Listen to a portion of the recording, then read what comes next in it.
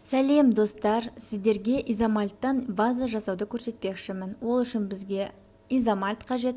Изомальтты кондитерлік дүкендерден ала аласыздар. Осындай темір ыдысқа изомальтты салып, баяу отта ерітеміз.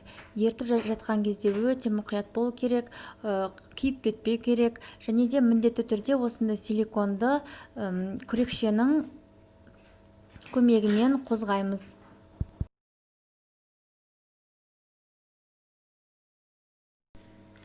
Ертілген изомальт бізде өте мөлдір, тұп-тұнық болу керек.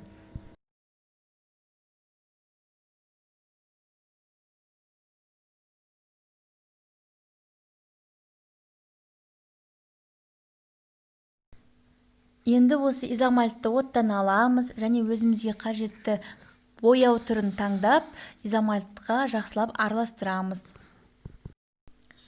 Изомальтпен жұмыс жасау кезінде өте жылдам жұмыс жасау керек, өйткені изомальт тез қатып қалады. Егер де қатып қалған жағдайда қайтадан отқа қойып ерітіп, жұмыс жасай берулеріңізге болады.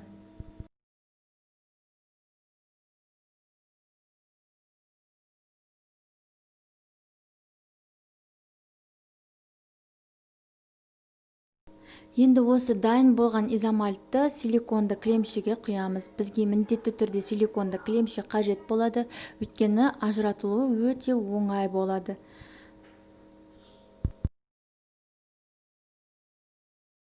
Енді кез келген осындай үй жағдайында осындай ыдыстарды осы видеодағыдай етіп орналастырып қоямыз, және де кілемшенің шетін осындай қыстырғыштармен қыстырып қоямыз. Ол бізге әдемі вазаның формасын беруге көмектеседі. Арада 7-8 минут өткен соң біздің изомальтымыз қатады, және де видеодағыдай өте мұқияттылықпен кілемшеден ажыратып аласыздар. Міне біздің изомальттан жасалған вазамыз дайын. Енді өздеріңіз қалауларыңыз бойынша кондуримен шет-шетін осылай бояп шықсаңыздар болады. Өте оңай жасалуы, сіздер де жасап көріңіздер. Және де менің каналыма жазылып, міндетті түрде лайк басып, пікір қалдыруды ұмытпаңыздар.